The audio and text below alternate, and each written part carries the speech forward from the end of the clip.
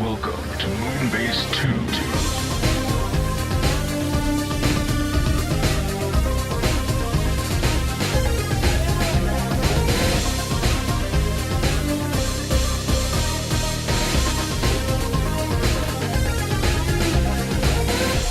Hello everybody and welcome to the Moonbase 2 podcast. My name's Andy, Corporate Commander TFW, and I'm joined this week by the cushion coaster man himself. That didn't come out how it should have been, but never mind, it's Mikey G. Did you call me a coaster? I did. A cushion coaster. I am a cushion coaster. Yep, you're a cushion who coasts from couch to couch.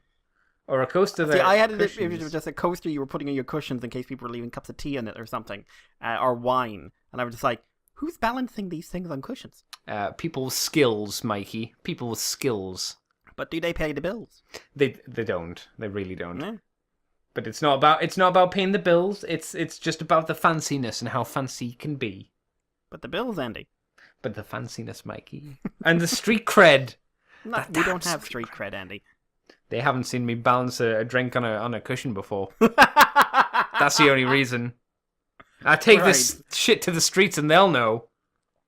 Right, so that's the moment. That's the moment when Andy goes from being pasty, white, lanky northerner to being just the suavest, coolest, most not what he isest. That's right.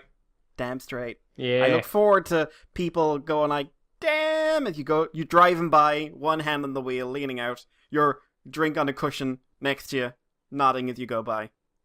You know it. You know that's how I do. That's how I do. Hit by a car, a horrible accident, but the last thing you do is catch the cushion and the drink, supporting it as you die. My God, I'd look great doing it. And that's all that matters in the end.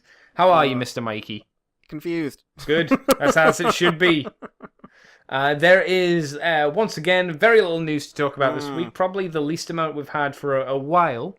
Yeah, we've become WTF. Oh my God, what's that even mean? I don't know, but they don't have a lot of news on there.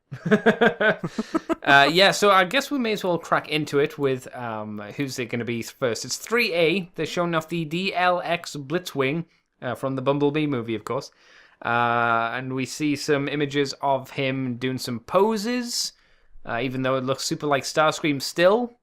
I actually really have started buying into the thing that it was Ramjet all along, and they changed the name to Blitzwing late in the game.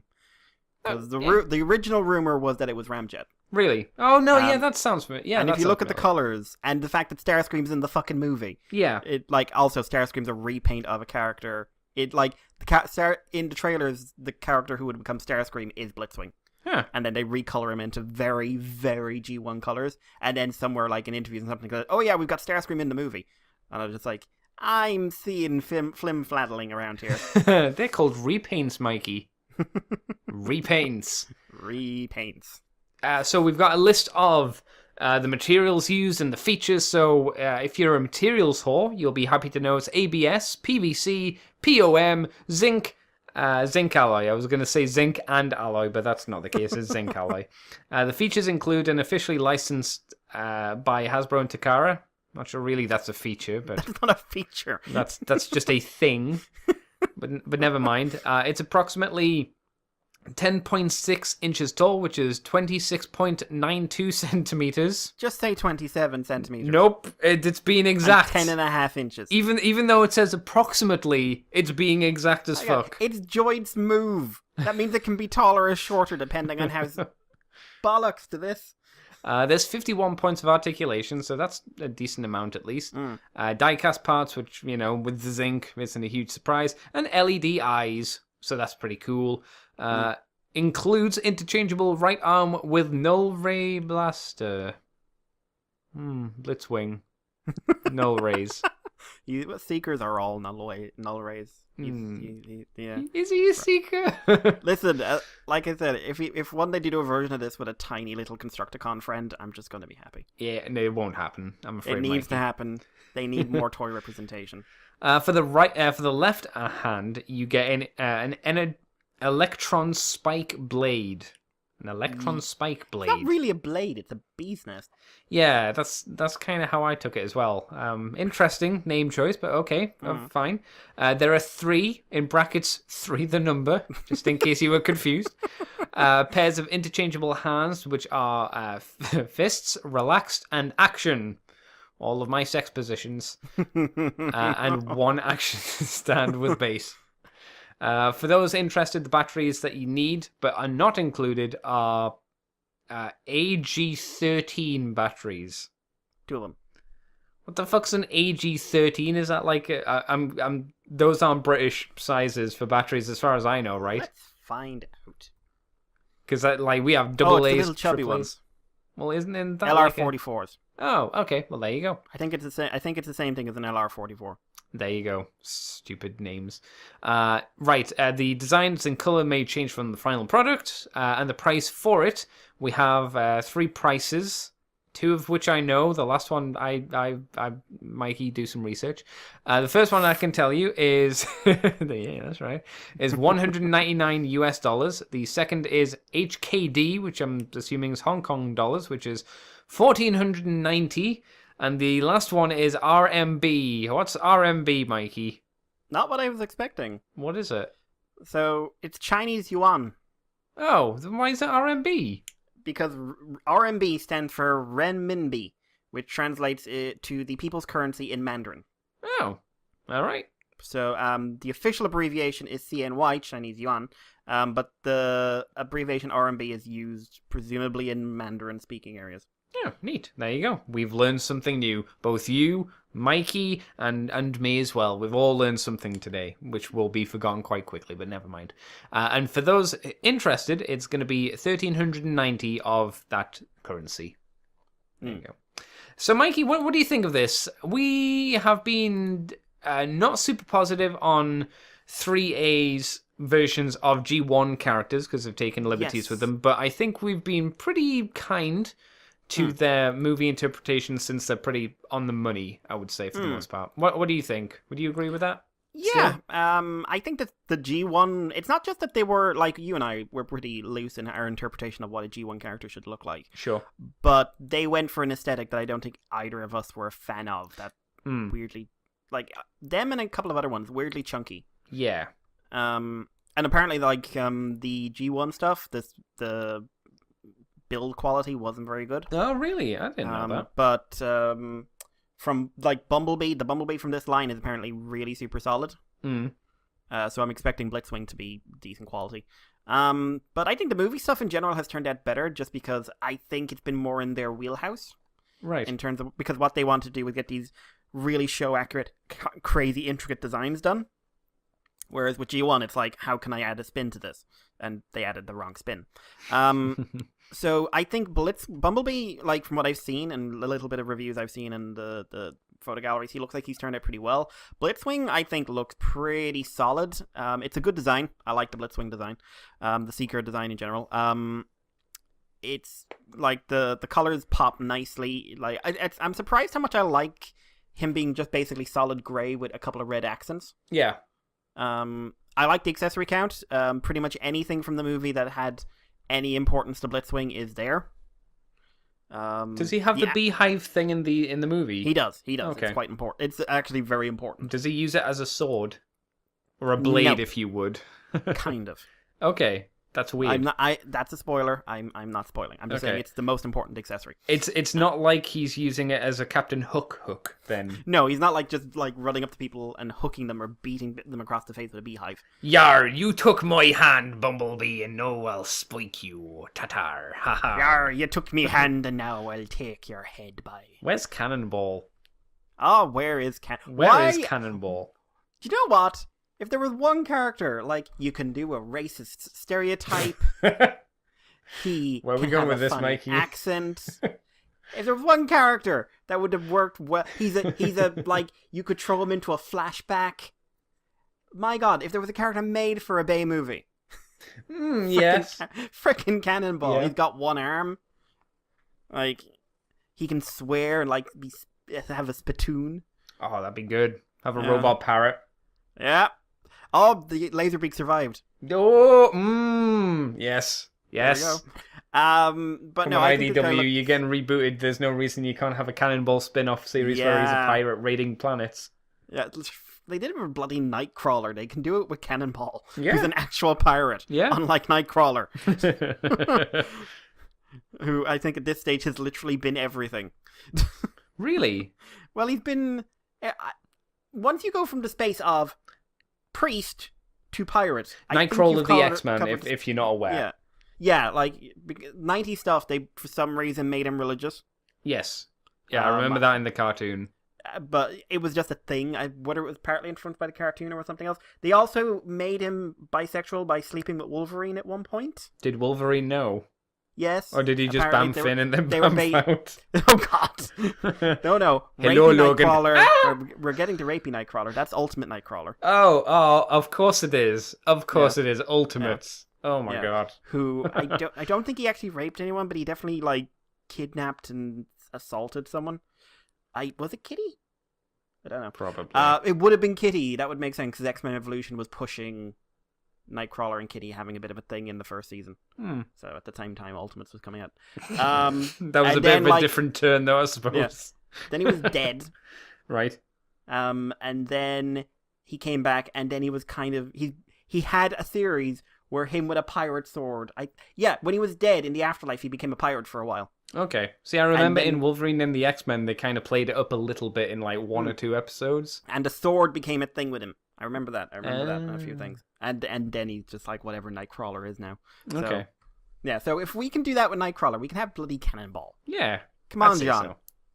so. John, a captain for the good ship continuity. Now you step down. Oh. Like, what? Can you imagine, like, a spaceship? It just has continuity written on the side. Yeah. And you can get Yeah. in, what's it, Thunder something from Prime? Oh, Thunderclash. Yeah, No, not no. Thunderclash. It was Thunder something, wasn't it? Thundertron. Thundertron. You can get him in, redesign Yeah. him a bit. You can get all of the mariachi band and the repaint of the Seacons, and you can just have them Oh. not on a spaceship, but on a flying technical boat. Yes, Because Transformers yeah. don't need to breathe in space. No. And how many animes have had bloody actual ships like, oh, it's a ship in space? Yeah. Looks a bit like a regular ship. It does look like a regular ship. How does it work? Who gives a Space. fuck? It's got engines. Yeah, they're hunting a whale. in They've got space. In space! solar sails. Yeah, that one anime that was literally Moby Dick with a space whale. That was weird. Yeah. Mm. Jason the Wheeled Warriors, they had a boat Yeah. ship. That was Oh, dumb. I'm seeing a lot of possibilities no one's tapping into. I'm just But, saying, writers out there, take our ideas. We will happily give them to you for pirate Yes. adventures. Yes, do it, please. Yeah. Ugh, the one good thing Fun Pub ever did. The one good thing was make a story about Cannonball the pirate. The one good thing. The one good thing. Really, nothing else. No shattered glass. No flame She wall. was she was in that. She was part of the Okay, crew. okay, so that's what you count. That's fine Yeah, then. Okay. She was in his crew. Animated So, and the animated stunt-con job was pretty good. To That be wasn't them. That was Marty Eisenberg, fair. I guess. who was working with them. Yeah. Okay. All The right. rest is all Pete Sinclair on his like shattered glass high. Stop sniffing glue, but- Pete. But Blitzwing, getting back to him, Yes. I think he looks good. I'm very curious if he'll be repainted because, like, if they're going for accuracy, technically this is not the design Starscream, Thundercracker, and Skywarp have in the movie. Could you Or retool it acid- slightly? You could. Or would it take a lot to retool it? I would say it could be retooled, but I wouldn't take much. Like, do up the wings a bit. You wouldn't even have to change the chest. It's like, do you know? If I was him, I'd just repaint him. In all honesty, give him a new. You would have to give him a new head sculpt. Okay. Yeah. 'Cause, Yes. Yeah. Screamer doesn't have the face mask. Mhm. He's just got a normal head. So I would do that. If I was doing it, I'd redo the head, and honestly, I'd just say like, and this is them on Earth as this weird plane that I don't. I don't know You'd planes. give some F- stupid PR bullshit excuse, Yeah, would you? yeah. I would get Lorenzo in, and me and Lorenzo, we'd sit down, we'd sort this out between the two of us. Like he'd know what to say. Would he? Would he not know what the sequel is again? And you just look at him, and you just have a vein twitching in Very your quiet. forehead. Yeah, they've been very quiet since it turned out the movie's making money. Mm-hmm. Like, Which, do you know what was the shocking thing about that? Not that Bumblebee's making money. Last night lost $100 million. Whoa.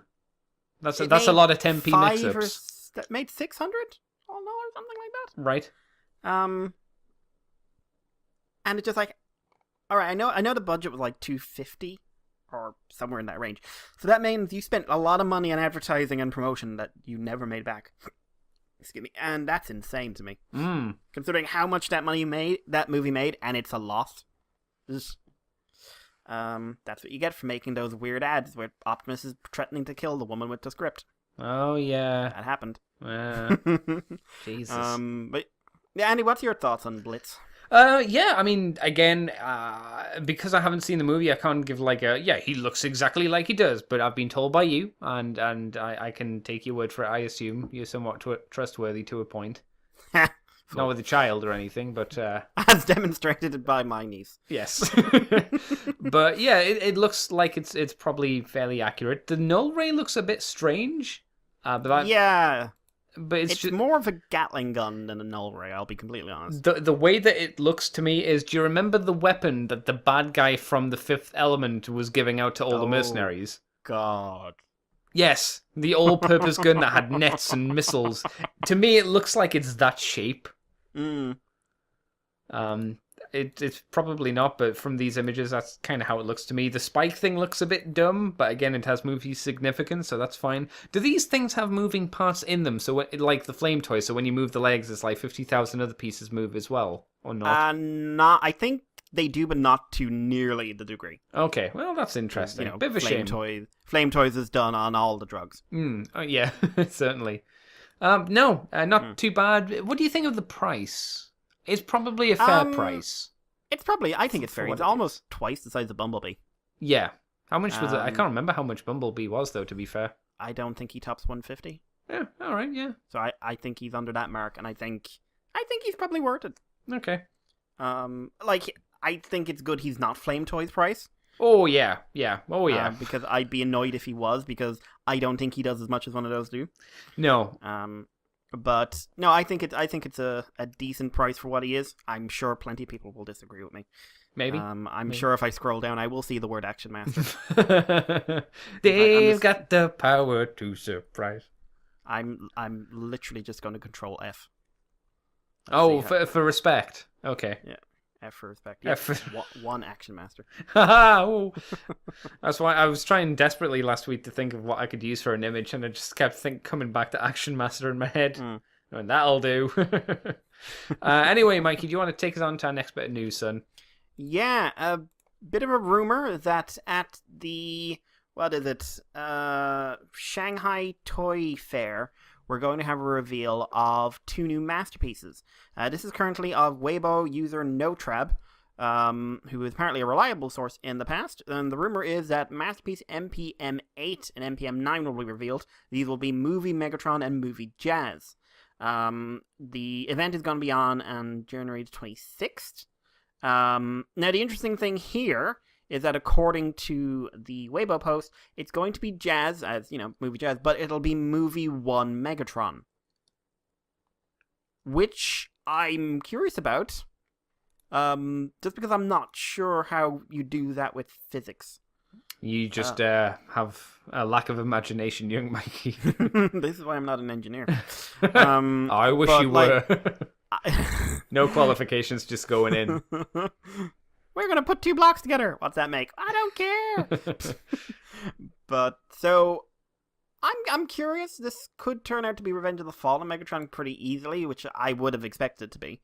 Because it is kind of funny how much of Transformers media is really trying to ignore the fact that they made that Megatron design. Like, it's hilarious at times. But, Andy, what's your take on all this? Cool. I guess I'll be interested to see what they look like. Movie 1 Megatron. But Andy, right? He is so quintessential. I mean, I guess if you want a movie collection of Megatrons, he is. Because he is the first movie Megatron, live-action movie Megatron. Do you think a neat feature that probably wouldn't be included would be to give him his very first design head? Oh, wow. You know, as a stupid kind of throwback to like, hey guys, you remember this was the concept art for his head at one point that we promoted for ages On and the toy, ages. Yeah, everywhere. And then it's not in the movie. thank God. I think that would be a nice little feature to have him have. Interesting one. Yeah, it would be, I doubt he will, but again, it would be neat to have like a cube to push into him. That'd be quite fun. Yeah, or at least a pair of legs, at least, or something like that. That'd be neat. Yeah, he's not a figure that he's a mess to look at visually. Oh, he's a terrible design. I always thought he was a terrible design. And yeah, please don't defend it to me. You can't win on this. I've had over a decade to hate this design. It also doesn't help that he is fully grey. You know what's funny? Both him and Jazz are pretty much uniform grey between the two of them, which is it encompasses most of the Michael Bay live action movies for the longest time. Just grey and bits, sharp bits everywhere and grey. Jazz, cool. He was one of the better designs. I think he again suffered from just being grey, but I think he was nicer to look at than most of the Transformers in that first movie. His weird 3 fingers were odd. Yeah, what's cracking bitches as well. That's very much a ooh. Okay. It wasn't just what's cracking bitches. It was what's cracking little bitches. Did he say little bitches? He said little bitches. Okay, I can. Yeah, that's derogatory, sir. Yes, people like to be tall. Yeah, they don't mind the bitch, but they are sensitive about their height. Yep, that's the only part that got people. A Jazz. Okay, it feels like there've been quite a few Jazzes or re-releases of Jazzes or new Jazzes over the years. He's had, let's see, original Didn't he have toy. one recently? Well, not recently. Well, he had the studio series. Yeah. That was last year. So that has to be this one. Oh no, because this is a masterpiece. Never mind. Yeah. He's also had Human Alliance. He's had decent amount of love then, really, for Jazz. Yeah, Jazz has had quite a few toys over the years. Oh, good for Jazz. Like, I remember his first one. I was desperate to like it. Like, it was like I was really early in collecting. I picked up the Jazz. I picked up most of the first movie line. Oh yeah, I also same. gave away most of the first movie line. Yeah, because he couldn't sell it. That's for sure. Although that Optimus Voyager that I liked, years later, just like, oh my god, you could have made so much money off that. Really? Like, apparently, it got really rare in some places, so it's just really hard to find. I'm just like, I didn't even pay full price for it. The Jazz, I spent so long trying to like that Jazz. Yeah. Like, do you remember how bad his arms were? Oh god, oh. His little foldy arms that were super hollow and made of like 2 bits of plastic, and then his even tinier little 3 fingers that just came out as a little lump. And do you remember how he held his shitty gun, which was more of a lance than a gun? Yeah. That whole line was flawed. Yeah, there were some okay ones in there. Like, I didn't think Bone Crusher was that bad. No. He was okay. Ironhide was okay until you realized he had a tendency to unalign himself. I hated his chest. I really hated the whole front of the car and them just being on springs and they just sprung up all the time. He always felt faffy to transform. Wreckage, who became Bludgeon, we've talked about him before. He was good. He was the best one in my opinion. I really like the real gear stuff as well. Even though that wasn't a movie, it came out at the same time and had the similar aesthetic. I really liked them. They were neat. Yeah. Who else was in there? Scorponok with his... I hated Scorponok. Why was Scorponok... Scorponok was such a cheap cash-in. Of all the animals, he had the worst. We're desperately trying to come up with an alt mode. Yep. He's a robot now. Screaming. He wants to die. He stood up. He did do that. He was very, ironically, very much like an Action Master, you know, the animal things. Oh, I'm a gun now. Well, I guess. Okay. Are you? Blackout, I liked the core design, but the Automorph gimmick ruined him. A lot of the Automorphs, I think, they pushed Automorph super hard back then. Oh god, that Voyager Megatron, where he's got all the ice bits. I never had that one. That was the one I wanted. No, you didn't. Oh, yeah, it's because I didn't know he had spring feet at the time. See, I thought it was neat for like 5 minutes, and I realized just how terrible the toy was. Yeah. Like, everything about him was bad. And like he had ice for wings, not ice on his wings. Oh, weird. Okay. And he had like ice claws coming out of the tip of the wings, and if you pulled them, Yes. they like grabbed. And I was just like, why? What? Remember that scene in the movie? This raises more questions than it answers. Yeah, why wasn't there a Human Alliance Megatron and Archibald Wiki? Oh God, why? He passed away No as well, didn't victory, no surrender. well, whatever it was. It was just a line that no one would ever say in real life. What do you mean? Sam said he it all probably the have time said at like, school? "I'm paying you. Keep digging, or I'll leave you in this icebox." I don't think you should ever become a boss, Mikey. Your digs will not go well in the future. Get in the hole. Are you the bad guy from the Raiders of the Lost Ark? Don't look into the Covenant, Mikey. No, it's fine. Look in the box. Fine. Nothing's wrong. Look in the box. Not wrong. Shall we move on, Mikey? Do. Right, well, Mr. Mikey, the trading card Wave 2 has kind of been announced, and bits and pieces have been shown, more than that are in, or shown in this story at least, but we can talk about what's here, and I can throw out what I vaguely remember as well. So this is going to be Wave 2, Rise of the Combiners Expansion Pack, or Wave 2. I guess it's an expansion either way. And they show off Predaking, who's going to be the first combiner. And the way that the cards work, I think, is actually quite interesting, but potentially could wreck the cards in years to come, as they are the size of 2 normal character cards stuck together. And when you fold... Aren't they supposed to be... I thought they were the size of a regular character card. No, they're because when you put him as Predaking, he's much bigger than Metroplex.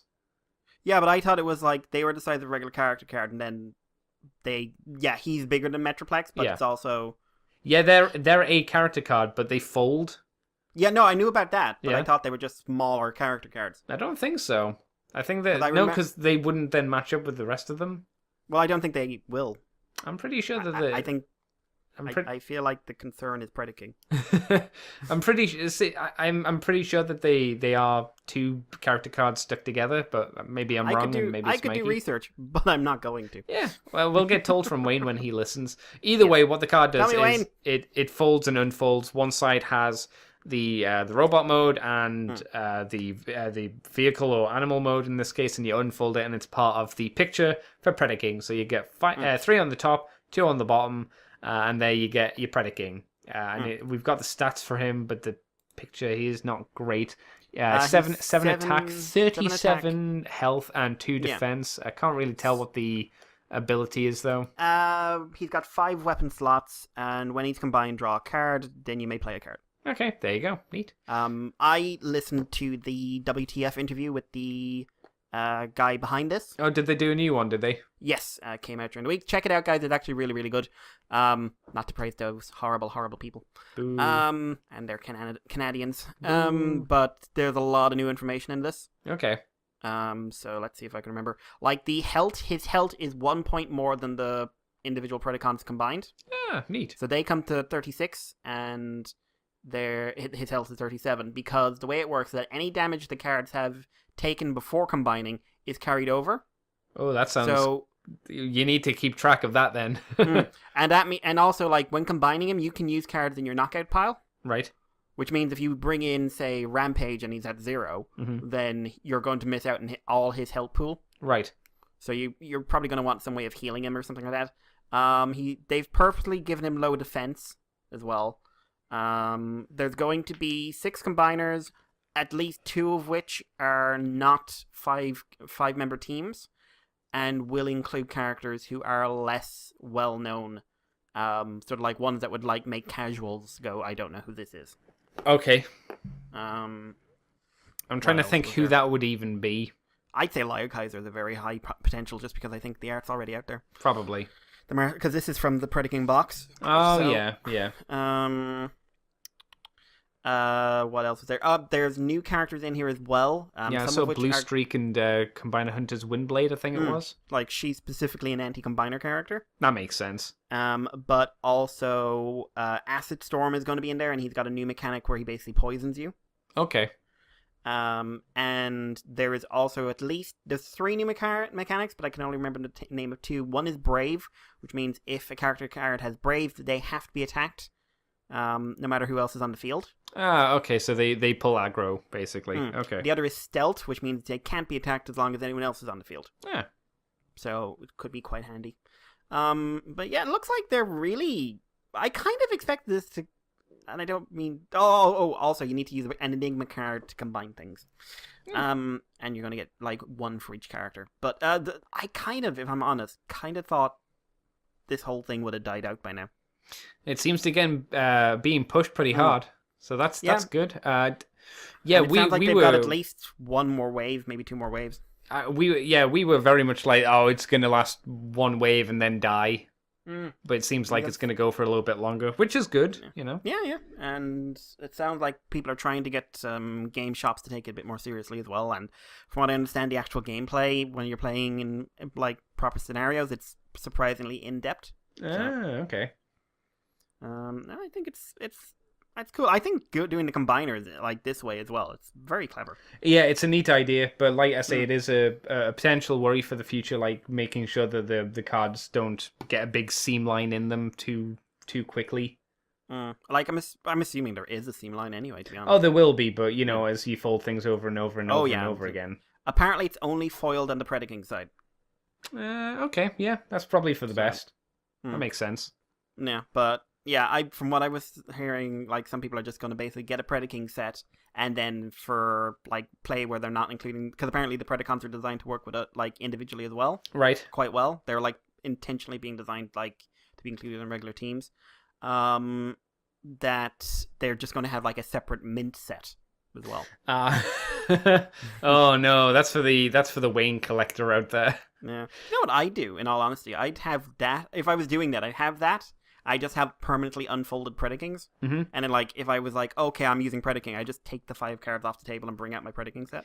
I've seen some people, already jerry-rig some... You know what top loaders are? Yes. I've seen people jerry-rig a thing where they've stuck those 2 together and they've got, a card protector on the top that's black, and they've made it so you just kind of swish it left and right for which mode you want it to be in. Ah, right. So it's covering, if it's robot, it's covering the animal side, and it's animal, it's covering the other side, and you just flip it left and right whenever you want to change. It's oh, that's neat. Speaking of which, I remembered 1 new mechanic in there as well. Oh. At least for Predaking, they have to be in alt mode to combine, but they're introducing a new mechanic where you can flip cards in the graveyard, or in the KO pile, sorry. Yeah. Which basically means, if it goes into the robot, you can flip it into alt mode and then use it.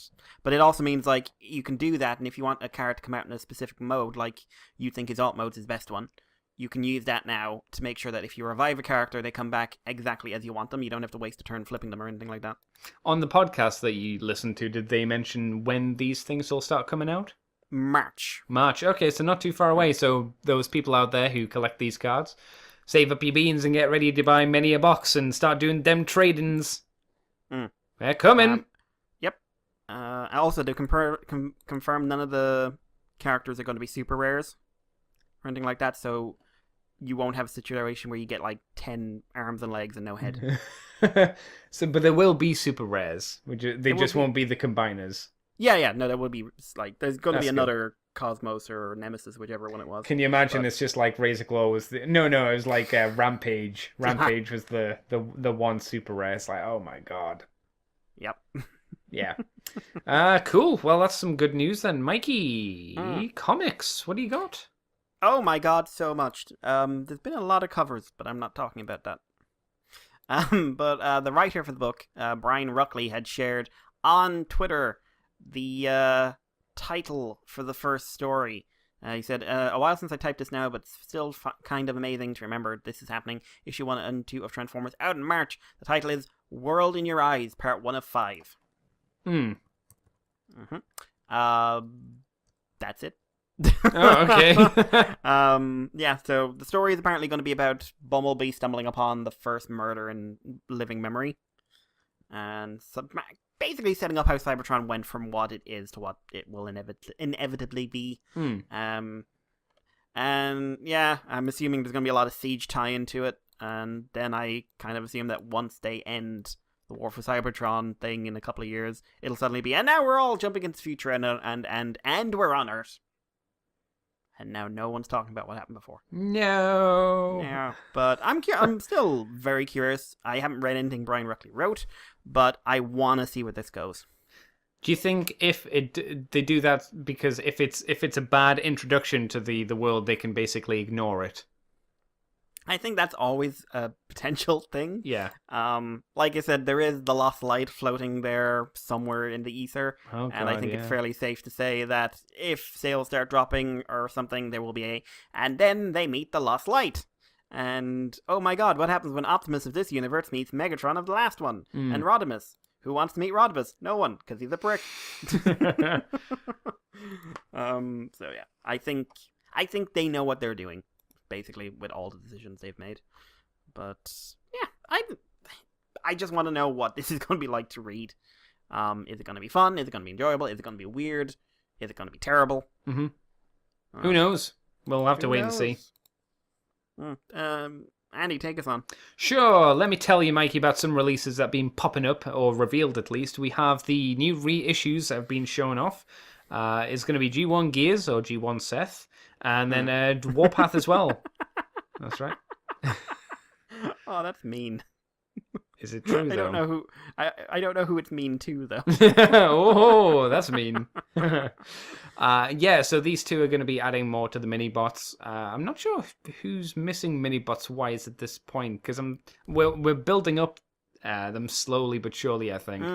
I wouldn't be surprised if we got all the mini-bots at some point, since I think they were reissued ages ago. Yeah, if they redo Tailgate, they'll do everyone else. Yeah, I could see that. I mean, Mikey, are you excited for reissued G1 mini-bots? Because I don't know about you, but I've never been a super, mini-bots kind of guy. Micromasters, yes, but not mini-bots for some reason. They were fun. They're always fun guys to find in a bin and then have a bit of a play with. Mm-hmm. I would never say, I'm sitting here going, oh my god, I can get the mini-bots. My life is complete. Generation 1. Oh my god. But I think it's good. I think it's nice for kids to get an opportunity to get these, which I do have to agree with. I've heard other people saying this is really not for us, guys. Have they been selling these to kids? Are young kids wanting these? Yeah, really? If you're into Transformers and you're walking down a shop aisle, colorful, especially easy one, Gears, red and blue. Mm-hmm. Oh, it looks like Optimus Prime. And then it's going to be this. These guys are not going to be super expensive. It's not. I don't think these things are nearly as aimed at the collector market as people suggest they are. It's weird. It's hard to believe though that kids would want these toys, if you know what I mean, because they are so very old in their design and there's so little. Yeah, but do you remember we care more about articulation and engineering than they do. Mm. We, when we had these, his legs can move. Okay, I've put him in this position, and now he's jumping across the table going, yeah! Yeah. And now he's a car, and he's going, yeah! And, I never worried about whether or not my toys could point. I mean, remember, the vast majority of children's toys, boys or girls, do not have articulation. Mm. Still, the engineering has not moved on. Power Rangers is still a decent seller. It may not be the behemoth it was years ago, but the Zords still sell, and they, their engineering hasn't changed in how long? Yeah, but that's more so Japan's side of things than anything else. Yeah, but it's still important that they still sell. Children are still buying these without concern about their newness. Mm-hmm. The only thing I could worry about here is, would these meet, is there some parent going, I'm not sure if this is safe, because it's got zinc. But no, I would say there's plenty of children who would buy these. I think they don't have the character association that they might with other figures, so that might hurt it. But to be blunt, if they can take Cyberverse, they can take this. Yeah. Because Cyberverse is a terrible line. I would say, I think these G1 toys look better than the Cyberverse stuff, personally. I think my cup looks better than the Cyberverse. Do you mean an actual cup or the Transformer cup? I mean a cup. A simple, plain boy cup. And the only other thing that's kind of popped out recently is Wave 1 of the leaders for Siege. So Shockwave and Ultra Magnus have been popping up. It's a lie. What do you mean? They're not leaders. I've seen reviews. They're short. Oh, yes. Short. Yes, they are. They seem to be Voyagers, but then you stick on the armor and make them bigger. Yeah, except they don't get leader size. Have you? You said you've seen reviews on these. What's the general takeaway then for these figures? Shockwave Positive? is the better of the two. Good. People like the G1-iness of Ultra Magnus. Right. People seem happy. Shockwave definitely seems to be the better of the two. Right. But no, they look fun. I've no interest in the Magnus, but the Shockwave looks neat. And like I said, it looks like he murdered another Shockwave and stole his arms. Oh yes. And 2, he's got gun shoes, which means every time he fires, he's gonna fall flat in his face. And I like that. But he is very much a Gottai Megazord Robo thing. Yeah. Magnus it's an Ultra Magnus that looks like G1 with bad paint. Ooh. And I will not defend the war paint or whatever you want to call it. Yeah, the Battle dry damage brushing. paint. Yeah, You can take that off though. I don't. You shouldn't have to. The problem is you can, but so much of these guys is painted in general. I think it'd be risky if you're not a skilled painter yourself. I don't think so. It's just pushing the brush around the parts that aren't painted, which should be obvious. Yeah, but like on Sideswipe, I think they've got battle damage on top of paint. Do they? Whereabouts? Yeah, that's on his legs. I think so, but that's the concern, and I know for some of them they've got it on their chest, and the chest is painted. Right. Because that's the thing. Apparently, like a lot of these Siege toys have a lot more paint than they usually do. So that's I thought they were just going to be regular plastic, so that's one thing. But I don't want to like take off a big chunk and make it worse. No, sure. I'd live with the damage if I had them. I just think it looks not. It does not look like you thought it was going to look like. So, do you see yourself in the future picking up a Shockwave, or do you think you'll just leave them? I could see myself picking up a Shockwave. I don't think Full I'd price? ever pick up a Magnus.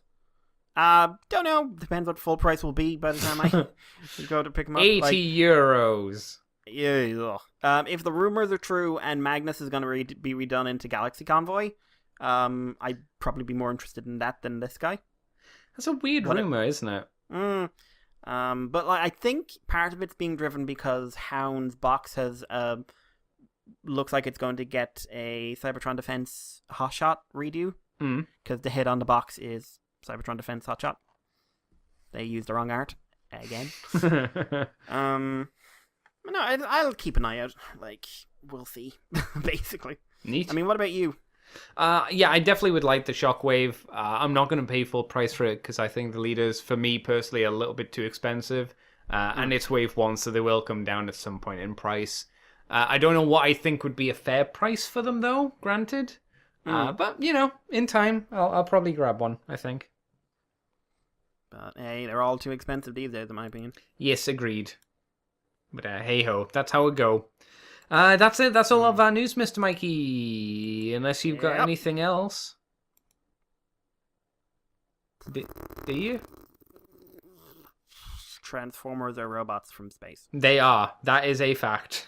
Well, I guess, Mikey, we can go on and I can ask you what you've been up to this week. What's you done for fun? What's it done for fun? Yeah. Got a notification a package is coming. Ooh, what you getting or what you bought? Flame Toys model kit. Oh, no. Oh, it's those ones. Okay, good. Yeah, so that's in the country somewhere. Ooh. So do you how long till you get it, do you think? The next few days? Or is it one of those dumb things where you're just waiting for ages? God only knows.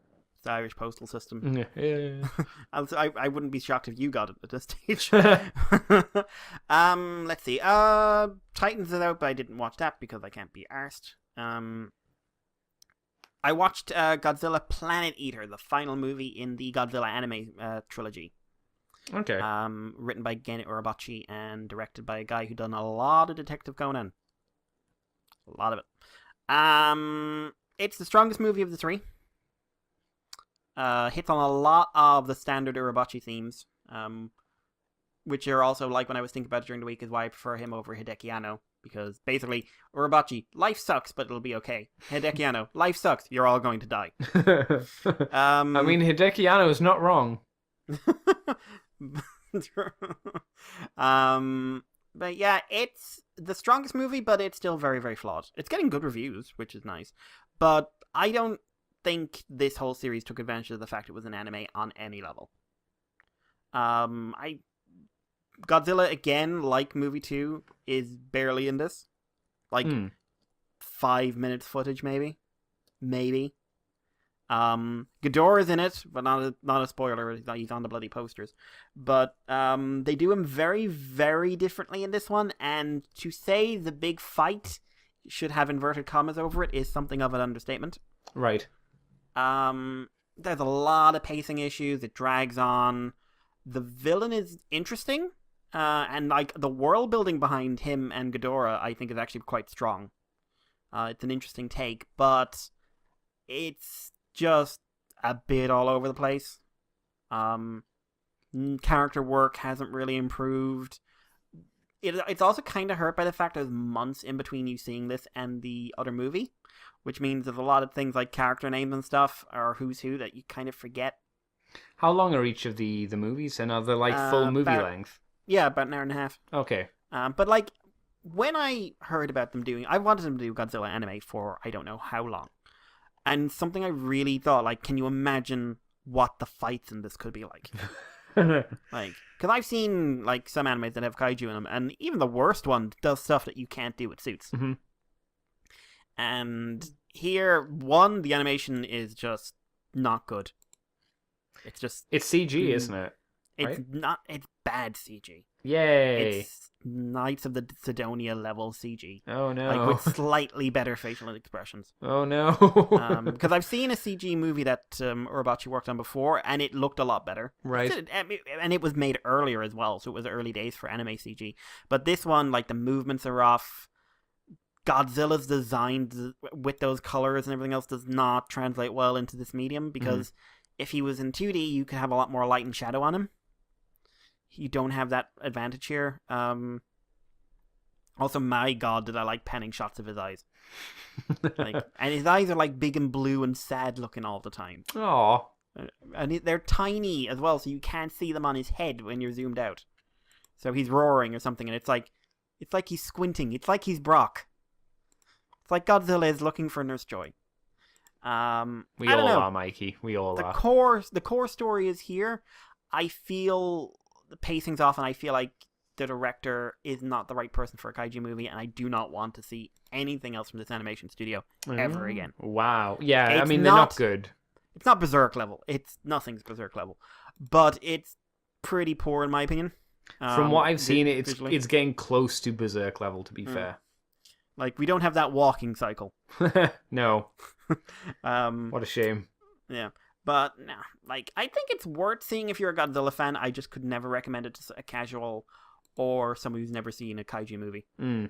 Just couldn't. I think it's one to check out, and I'd like to see them touch an anime again, but, like, hey, you know what studio's out there? Like, not to fall down on an old favorite, but a studio out there that maybe could do a bit with giant stuff in fight scenes. Do tell.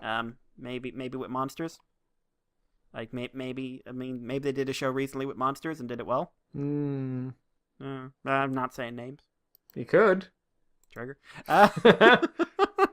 Ooh. Who are you? But, yeah, so, not brilliant. The rest of the week, I caught up on Ruby, and then I rewatched a bunch of Ruby. Right. Because that's a really fucking good show.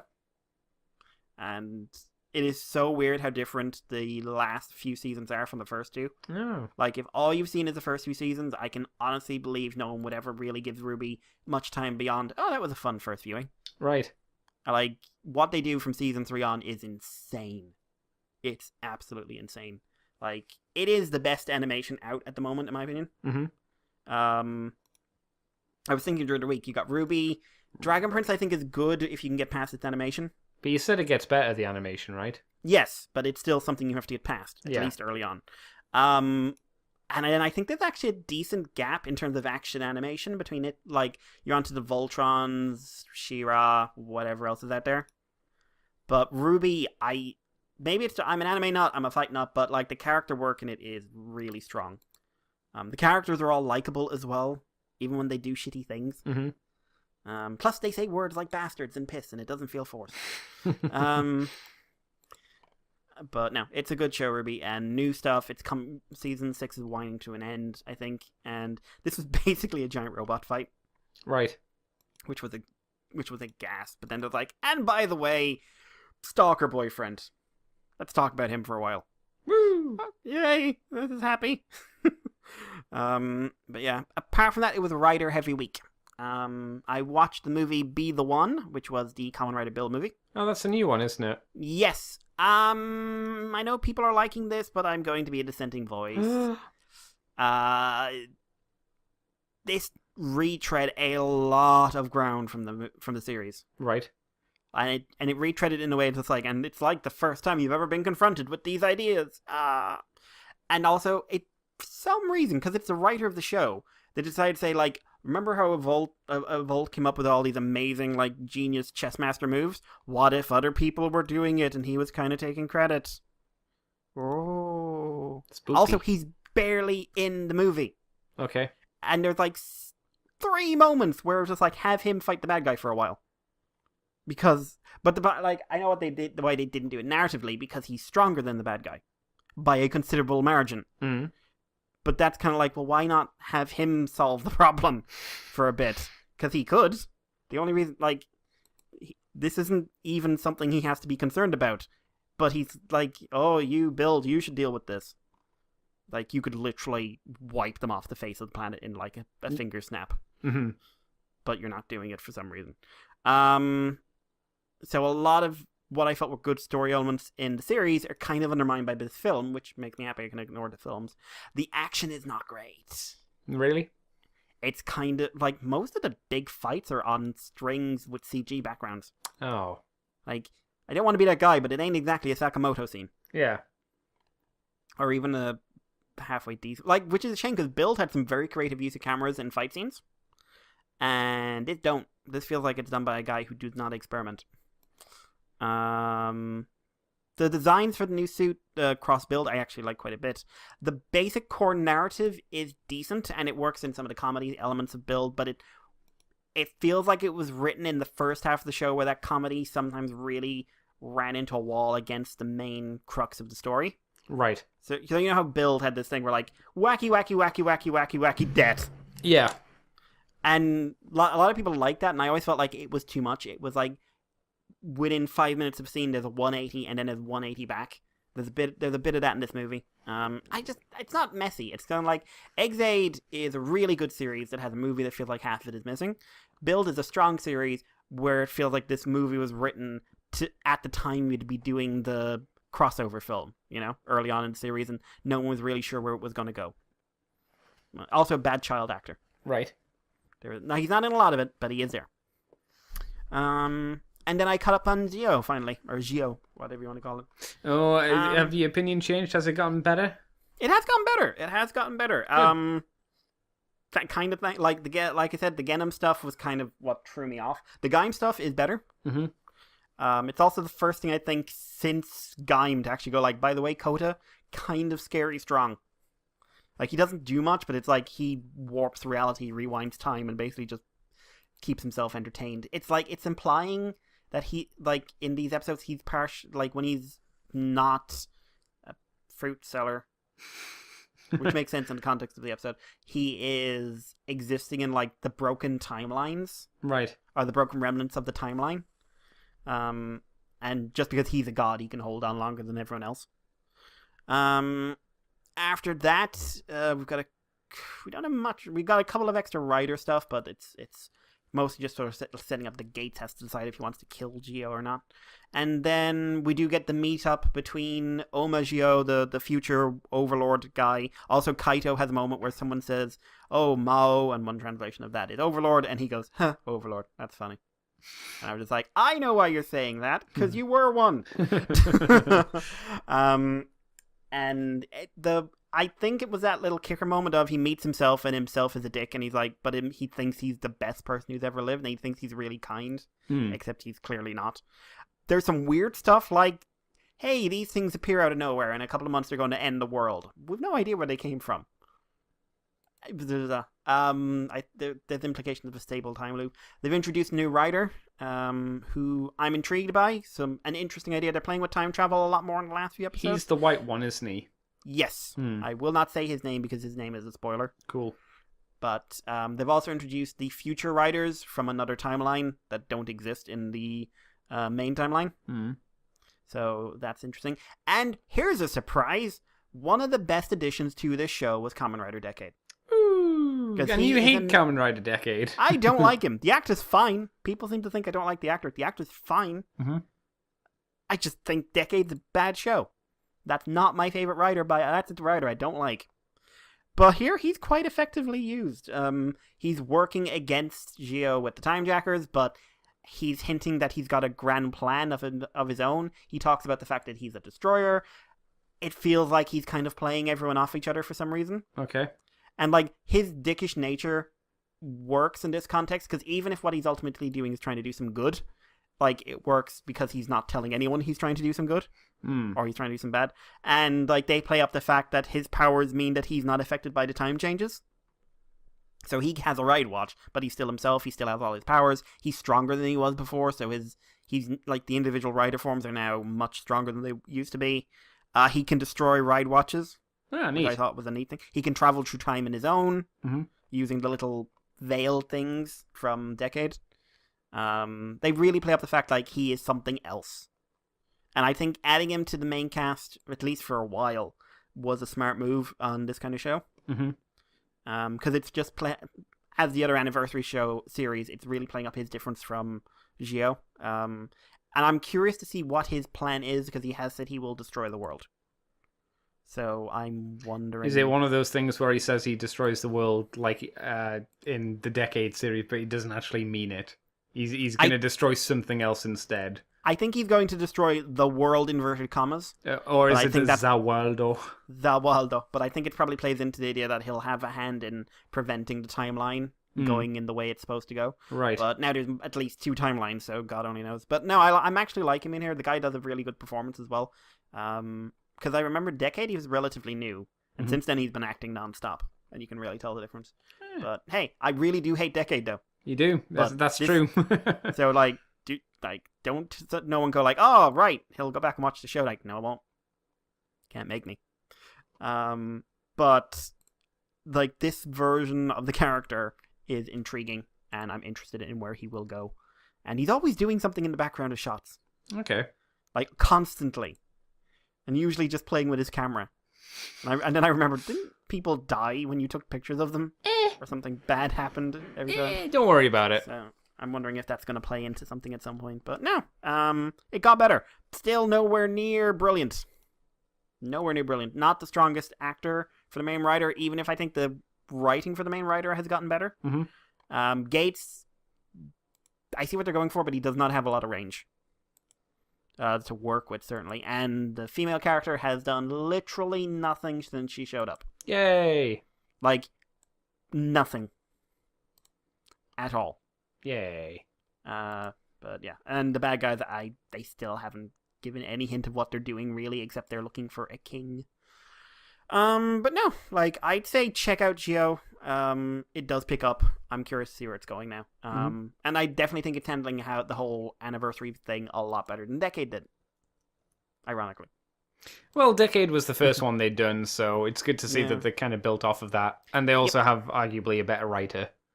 Yeah, right. and a new toy for a Decade. Because that new driver is coming out, the purple one. Pink one.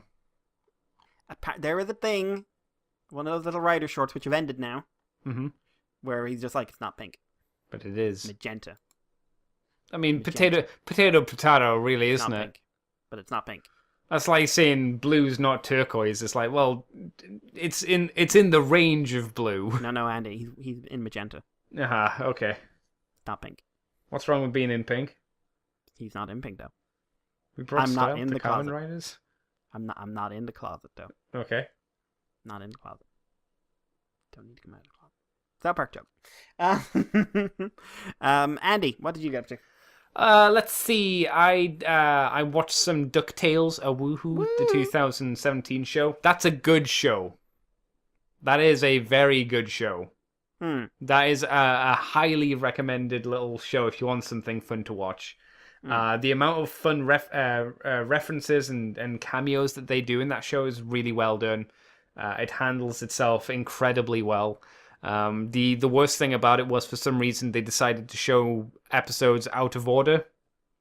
So it kind of messes up the plot a little bit to start off with. I think it does get a little bit tidier by the end, but it's still kind of messy. We're into season 2, and they haven't had a new episode, I don't think, since Christmas. And that was a fun one, because that had a lot of nods to Mickey's Christmas Carol, which was one of my favorites. Yeah, technically. Not like here exactly are the things from Mickey's Christmas Carol, but a lot of things. Like, this isn't a spoiler because it's the end credit sequence. The end credit sequence is very reminiscent of how the end credit sequence was done in Mickey's Christmas Carol. So, you got that brown paper effect, and you've got drawings, pencil drawings of the characters doing Christmas things together. And I was like, wow, they really fucking love DuckTales, the people who made this show. So yeah, big props to that. Very worthwhile watching. Some good emotional bits in there as well. There's some like, that's good. Go back into my face tier. Go back in. No, I highly recommend it. I don't know if I completed any other animus. I'm trying to think. What was I did Goblin Slayer. I finished off Zombieland Saga. It finished fine. Yeah, I still don't have that massive love that everybody else seemed to have for it. It's fine. It got a little bit better, and I'll watch a season 2 to see if it's just a season 1 kind of hump. And it was just there for like setting up all the girls and setting all of their characters and stuff up with. But it didn't really hit me, and it had CG dancing and singing till the end, and I was like, really? It's the most important part. Why are you doing this in the CG? So I moved over to Azumanga Daioh, because of Mr. Brickinator Mark. So I've been going through that show. I'm only 8 episodes through. It's you can tell it screams that it's a short, like 8 or 9, maybe not even that, 5 or 6 panels in a manga kind of joke series. I'm trying to remember when I watched that. Oh, you've seen it, have you? Oh, yeah, years ago. Okay. Years ago. Because you want, like, the tall girls, like, cats hate her or something like that. Yeah, she likes cute things, and she tries to pet this cat all the time, and it just bites her hand, but she's like, I just want to pet this cat. Yeah. But there's one, like, she's got, like, kind of folded down hair. But she's got either the ditzy one or the one you think will probably murder someone in the future. Oh, I think you're talking about Osaka, the one that Mark always uses as his avatar. Yeah. Yeah, she was telling a story. They went to one of the other characters' like summer houses, and she was like, "Oh, let me tell you a scary story. I found and then she names off each of the characters dead. That means I'm the murderer." And everyone's just looking at her like, "What?" You can teach me how to swim, because whenever I try and float, I just sink. And she tries to float and she just goes down. I'm like, oh my god. Yeah. She's fallen asleep a good few times. It's fun. It's 2006 or 7 maybe. It's fun. It's made me chuckle quite a bit. It is very much in the format of Aho Girl, though the comedy's not the same, of course. But it's that like the comedy skits, I suppose you could call them, are loosely tied together. Yeah. Into a somewhat kind of this is what is happening in this day, but it's entertaining. I'm having fun. The poor little child Chio, who is a 10-year-old girl who was so good she was moved up to high school, has been she's had a pile of books dumped in her from a teacher's desk as she was holding it up, and she was like, "Please help me! Don't clap, help me!" And everyone's just like, "Yay, she did so good!" Then the books fall on her. She had a nervous breakdown once she was driven in her teacher's car, and she just went, "No, please, watch out, old man. Be careful. No, stop, sensei. Stop." And she was just like, they coloured her completely white and big, thick black outline, and then just nothing in her eyes. So she seems like she's having a rough childhood. It's fun. Yeah, I'm enjoying it. I know there's another anime with a similar visual style, but I can't remember what it's called. You talking with the one with the blue hair girl? It's got a lass that has a big like robot like turny cog in her back. Robot turning cock in her back. Yeah, you remember how old robots used to have Yeah. a thing where you put it in the back and you cranked it? Oh, a winder thing. A winder thing, yeah. And I saw another clip of it, but it was the cat scene from Azumanga, but it was with a dog, and the dog bit the girl's hand, and she did like a Dragon Ball Z explosion. Oh, this is gonna annoy me. Yeah, you know what I'm talking about, though, don't you? Yeah, it sounds familiar. Yeah. So yeah. Hang on. Is it Nichijou? Ooh, it might be. I'll need to put that Nichijou. down because I keep meaning to watch that because it looks neat. I will watch it. There was a 26-second clip. I will watch this clip and tell you. If the what visual, you'll happens. know in the first frame because you'll go, "Yep, that's the same animation style." It says dog bite. Oh yeah, that's probably it then. She's afraid of dogs. She's very short. Dog goes spider. Yep, I think this is probably it. Dragon Ball Z explosion. Remind me of Penny Pony Dash actually. Yeah, well there you go. Which is oh god, that's a show I haven't thought about in years. Well, that's what I've been watching at least. I think that's been taking up most of my viewing time. I did the big boy thing. I got my mattress finally. I got it on Friday. So Adult Andy. yes, I was very happy. I've only slept on it twice so far. You've had it for like 5 days. You just refuse to. I fear it. I fear it has the souls of other people trapped inside, woven in the mattress. Ooh, that'd be weird, wouldn't it? If there was a person living inside of your mattress. I would ask questions. What questions would you ask? How do you live? It's a very Junji Ito story because there's a Junji Ito story about them. I won't call it the world's most comfortable chair because that's a tick story. But there was a Junji Ito story where a man makes a chair and for someone, a female writer, and then a man lives inside of that chair. So she's sitting because but she doesn't know. She finds it really comfortable, and the husband is getting really annoyed at it. He sits in it and he gets stabbed in the back.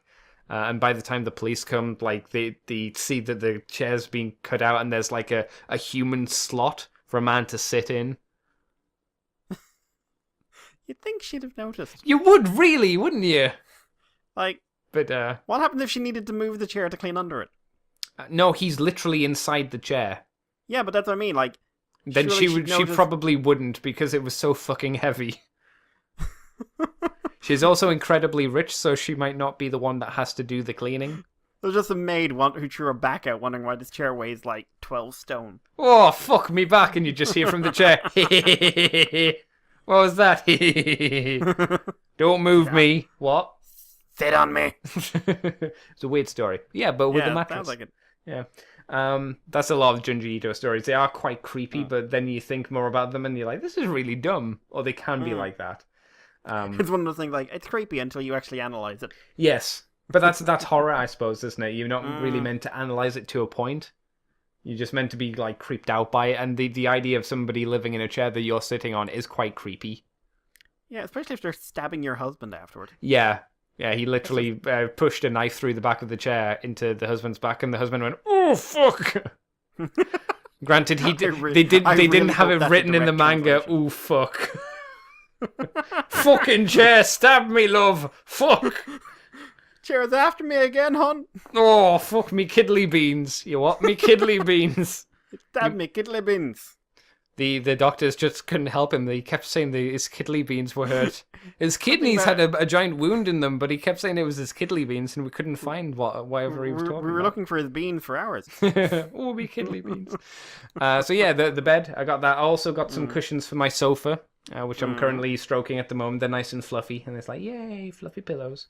Nice and comfortable now, for the most part. Did I get anything else? I mean, the mattress was expensive enough, to be fair. So, I'm getting slowly back into painting as well because I saw Mr. Gruff on Wednesday and we had fun times, chatting and whatnot, just walking around.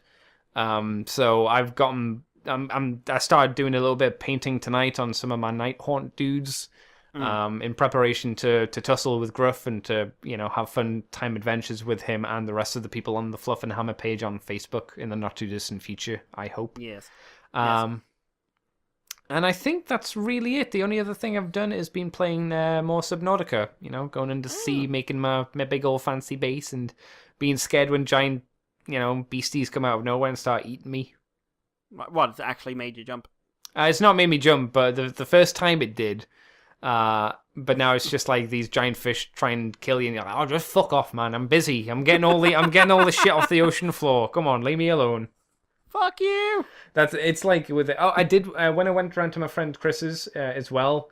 I got to watch him play because I said I'd been playing Subnautica because he'd wanted me to, and I said, okay, Chris, you played the Resident Evil 2 demo, the remake, because do you know the thing about that, the demo? No. You're only allowed to play it for 30 minutes. You're only allowed to play it for 30 minutes. Yep, you can play it for 30 minutes and then it stops, and you cannot play it again unless you have another account. Well, you can't. So it's not like it's just a limited time. It turns off. Yeah, it stops, and you can't play it again. So you can finish it, or you can finish the demo, but once it hits 30 minutes, you're done. Why? I don't know. It's a weird way of doing things. I'm guessing it's so that people can't take Play the same levels again? Take it apart, if you know what I mean. It's weird. It's a very strange idea for how to do a demo. When Chris told me about that, I was like, I don't want to play it. This is your demo on your account. You should play it. And the demo was over like that. It was done. I was like, what? That was 30 minutes. Jesus. And it's not like it's a brand new game, guys. Well, it kind of is. I mean, it's a remake, though, isn't it? No, they've done a lot more to it.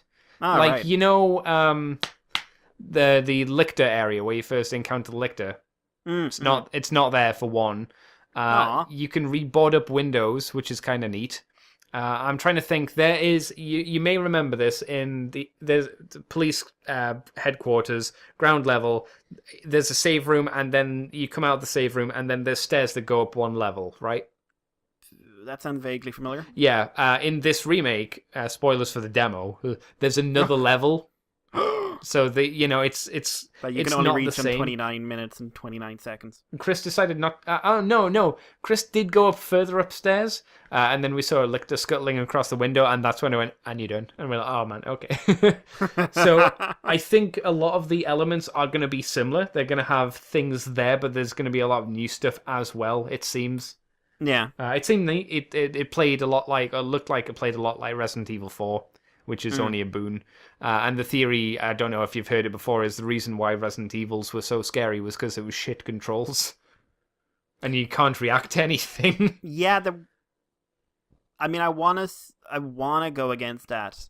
You wanna, but there is some logic to it as well. Because Dino Crisis had that especially. Mm-hmm. Where it's just like, oh, what's that round the corner? And you're running into a wall for 5 seconds too long and just like, oh god. Or you get trapped between two cameras, so as you're going around the corner, the camera jumps, and then you're still holding in the same direction, so you go back the way you came, and the camera flips again. Yeah. That happened a lot back in that era. That was awful. Yeah. That shit was bad. Kids don't get it these days. But no, the new Resident Evil seems like it's shaping up pretty good, pretty well. Looks neat. If you can play it for any length of time. It's going to be coming out soon. I think it's like February, March-ish time it's out. Yeah, but Andy, you'll only be able to play it for an hour and a half. Oh, you're making a joke about the real game. Oh. Yeah. Yeah. Oh, that's something else. I got the complete season of Enterprise on Blu-ray for 30 quid. Because I was gonna watch one of the shorties, but I watched Red Letter Media talk about them, and it just got me really annoyed again with Discovery and how much I think it's just garbage and not Star Trek. Are you gonna rewatch it? No. Discovery, no, I'm not fucking touching that shit anymore. It's fucking bollocks. It's awful. It's not Star Trek at all. It doesn't have that same feel or anything. Even if you exclude that, it's just not a well put together show. No, it's really not. And oh no, I talked about Axonal last week. Have you watched the prelude? You haven't, have you? You haven't watched prelude to Axonal. I completely forgot. If I'm completely You fuck. But no, while watching the Red Letter Media guys, it made me go, you know what? I'd really like to. I didn't like Enterprise when it came out, but I rewatched a few bits around at my friend Chris's house and be like, you know what? No, this is all right. It starts off pretty rough, but so does every Star Trek show, really. So yeah, it's been a long road getting from there to here. Been a long time. My time is finally here. Yeah, so I've got that to watch at some point in the future. And I got Kill la Kill Volume 1. I managed to kneecap a guy on eBay down a few bobs. I really take you literally when you say that. Yeah, but just get a crowbar, just hammer away at his knees. So I got it for about 16 quid or something. I was like, yeah. It's not the cheapest I've seen it for, but now I have Kill la Kill on Blu-ray, so I can start watching that. I just don't randomly have Volume 2. Which is not a place where I ever want to start a show midway through. No. That's dumb. Right, well, that's us done for this week, Mr. Mikey, I think, because I ain't got shit else to talk about. I got nothing of relevance. No, cool. Well, Mikey, thank you for joining me this week. Always happy to be here. Where can people find you on the internet if you want them to? You can find me on Twitter as Irish Paleo. You can find me on YouTube as ULV. 3. I was going to say, it is 3. If you want to contact us, guys, you can always leave a feedback on the Moonbase 2 email. That's themoonbase2@gmail.com. And you can also send us a message over on the Twitter @themoonbase2. And don't forget, still looking for feedback on that Why Do We Collect show we did with Chris. We had a little bit. It was interesting, but keep it coming. I can give you a little bit more because we got a bit from Mark, Brickinator, as we mentioned him earlier. He mentioned... Is he the murderer? He might be. Yeah. Yeah, I can see that. He put up this message on Patreon, which I'll talk about in a bit, but that's also how you can contact us, so... Finally got around to listening to Why Do We Collect special. It's a good listen and makes you think. I don't think I've got anything to add. You folks pretty much covered everything. I think the biggest thing that resonates with me was the talk about how much people get so attached to some part of the hobby that they stick with it even when it brings them no happiness and everything is negative now. That can happen. Yeah, it's prominent, unfortunately. Yeah. I get why, because when you've dedicated a lot of your time and energy to a thing, you kind of don't want to leave it. You want to batten down the hatches and tough out the hurricane, as it were, I guess. But it's an easy thing to slip into for any of us these days. I know I've had to force myself not to hate read or hate watch things that I've fallen out of love with. Though sometimes I do like a good hate watch. Sometimes it depends on what the thing is, though. It's a shame. It's a shame that this is hard to talk about and not sound like you're against all criticism of a work, and that everyone has to like it. I think the best we can do is just step back once in a while and ask ourselves: Is this really making me happy? At the end of the day, hobbies are supposed to be things you enjoy, and there's plenty else in life to get mad or sad about instead.